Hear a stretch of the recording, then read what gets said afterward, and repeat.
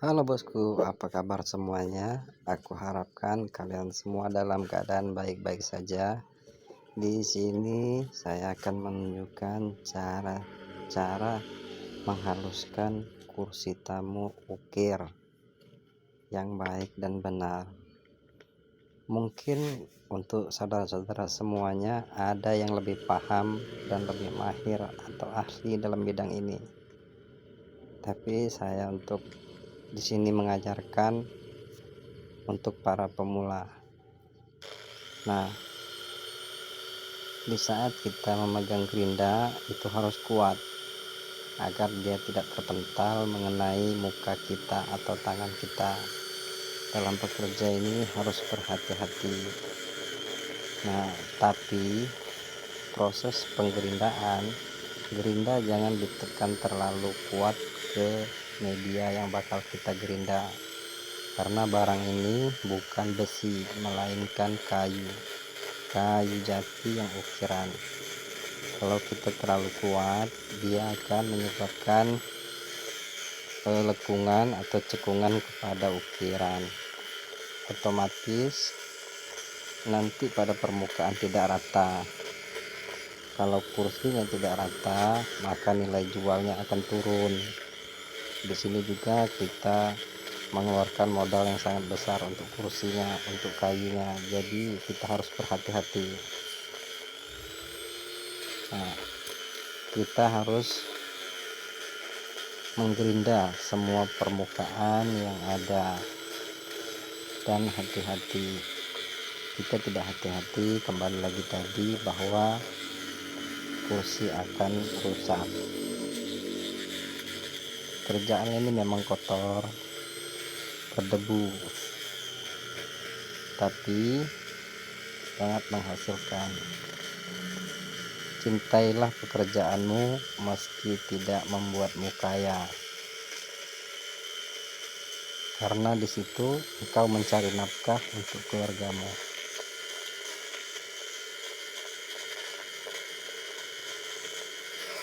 Salam kenal semuanya dari channel The Play. Bagi yang suka diikutin ya. Nah, bagi untuk para suhu atau para ahli, mohon maaf jika ada kata-kata atau cara saya menyampaikan menyinggung perasaan kalian. Di sini saya bukan bersifat untuk menggurui, melainkan hanya berbagi. Mungkin bagi para ahli ini tidak berguna, karena kalian telah menguasai ilmu atau tekniknya. Tapi bagi para pemula atau para ayah di rumah, suami di rumah yang mau kerja di rumah DIY, ini bisa jadi salah satu referensi untuk mempercantik perabotan furnitur di rumah yang sudah rusak. Di sini saya menunjukkan cara-cara gerinda, proses gerinda. Jika telah selesai semua, nanti diproses tahap kedua ialah sanding. Nanti saya akan update lagi jika channel ini rame.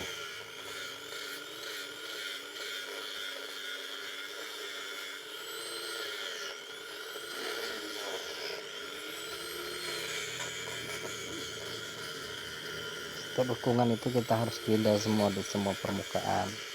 Nah, mungkin bagi para pemula, oke, ini kan yang digerinda di bagian luar saja, di bagian lubang-lubangnya gimana? Nah, di bagian lubang-lubangnya itu kita harus tusuk pakai amplas agar kasar-kasar yang di lubang bisa diperhalus juga. Nah, disitu tahapnya lama juga, jadi enggak bentar, tidak sebentar.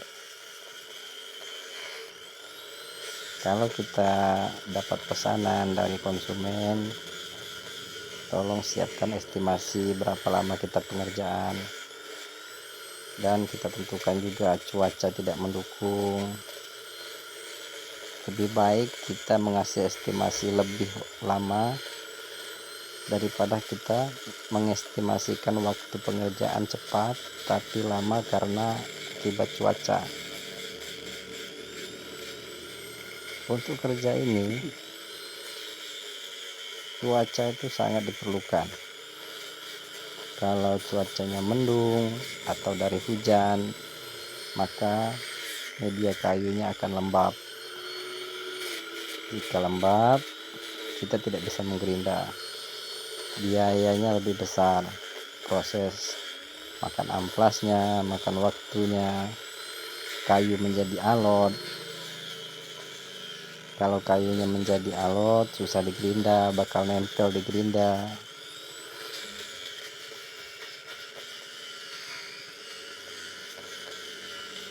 Untuk menggerinda ini, yang pertama-tama yang harus dipersiapkan adalah kita harus melatih tangan bergerak maju mundur, menyamping, ke depan, ke belakang.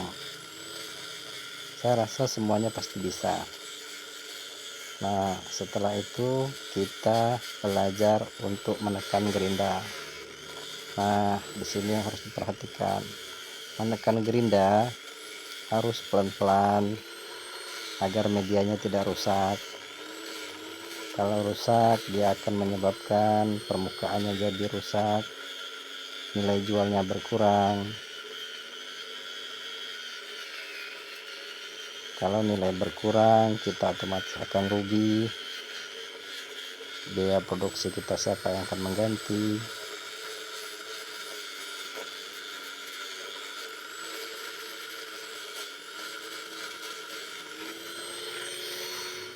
Nah, begitulah kira-kira. Kita harus periksa juga nanti setelah digerinda, kita raba-raba apakah kasarnya sudah hilang apa belum.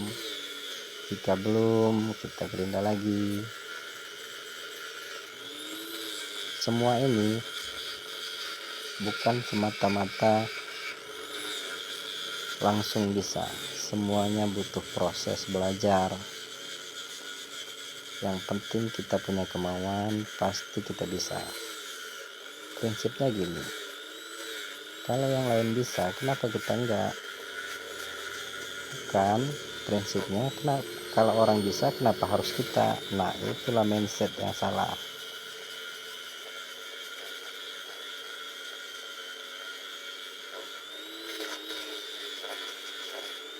Semua ini serba AI, orang-orang udah banyak menggunakan AI, tapi pekerjaan seperti ini, pekerjaan kasar, pekerjaan kotor, itu AI nggak bisa ngerjain. Jadi disitulah nilai kita.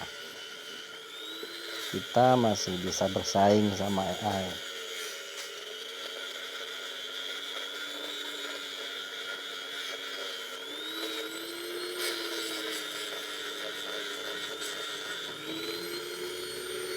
Saya di sini juga masih belajar, tidak merasa lebih hebat daripada yang lain. Saya hanya berbagi untuk para ahli yang merasa lebih mumpuni pengerjaannya, lebih mahir. Mohon saran juga, mohon ajaran juga. Jika bisa, kita buat channel ini untuk saling berbagi, saling menyupport. Bila perlu, kalau kita ada waktu, kita bisa kerjasama. Kita akan usahakan kerjasama. Atau kita mau tuker-tuker trik, tuker cara pengerjaan, bisa juga.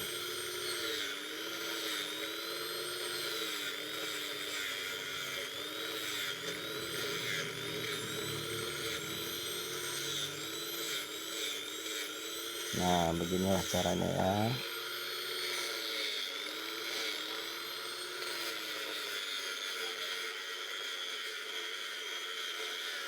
kita harus ngerjain barang ini harus hati-hati, mengerjainya dengan perasaan, karena yang kita kerjakan ini, yang punya barang ini dia mengeluarkan uang lebih besar untuk membelinya, jadi dia pasti mempunyai harapan kursi yang dia pesan yang terbaik, yang mewah. Jadi kita para pekerja harus memiliki etos atau visi dan misi untuk menyelesaikan barang ini agar lebih baik, bahkan kita juga bisa bersaing sama tukang-tukang yang lain. Otomatis kalau konsumen kita puas hasil kerjaan kita, dia akan berulang kembali membeli barang-barang yang lain. Nah, disitulah keuntungan kita juga. Kita harapkan mencari konsumen itu bukan konsumen baru, melainkan konsumen tetap, karena semuanya ini kita berdagang ini untuk mencari konsumen baru kemungkinan sangatlah mudah, tapi untuk mempertahankan konsumen yang ada itu sangat susah. Karena apa? Semua itu tergantung dari hasil kerja kita. Kalau kerja kita bagus, kerja kita memuaskan, konsumen kita pasti akan membeli kembali produk yang lain. Tapi kalau konsumennya tidak puas, maka dia akan berpaling beli ke tempat yang lain. Kalau sampai dia membeli ke tempat yang lain, sangat rugi kita. Karena di rumah itu perabotan atau furniture bukan cuma hanya kursi, melainkan tempat tidur, lemari, kursi makan, bupet, semuanya itu dari perabotan. Bila perlu full semuanya dari rumah, itu kita yang isi. Semua dari rumah dia beli sama kita. Nah, sama konsumen juga kita harus baik, kita harus menjalin komunikasi yang baik. Bila dia puas, kalau konsumen puas, suatu saat ada seseorang yang main ke rumah konsumen kita itu, dia akan menanyakan barang itu dari mana? Oh, kata konsumen kita, aku beli sama si Dupla itu. Kalau mau beli kursi, mau beli apa-apa, semua perabotan dari kayu jati, dia bisa. Saya rekomendasiin deh beli di sana. Nah, otomatis kita mendapatkan pelanggan baru dari pelanggan lama. Nah, tapi kalau konsumen tidak puas, dia temannya akan membeli kursi. Aku mau beli kursi nih, katanya, ceritakan sama teman yang kok konsumen kita. Ada nggak rekomendasi tempat beli kursi? Kalau konsumen kita tidak puas, pasti dia bilang, nggak ada, katanya. Tapi kalau bisa jangan beli ya di supply, karena di situ kurang bagus kerjaannya. Nah, itu akibatnya kalau dia tidak puas. Tapi kalau dia puas, pasti dia akan menganjurkan orang-orang beli di tempat kita. Otomatis kita pasti merasakan keuntungan yang berlipat-lipat. Nah, disitulah keuntungan kita. Ngomong-ngomong, ini proses kerindahannya hampir selesai. Jika ada yang mau ditanyakan, tanyakan saja. Jika tidak, mohon di subscribe, like, share, dan komen.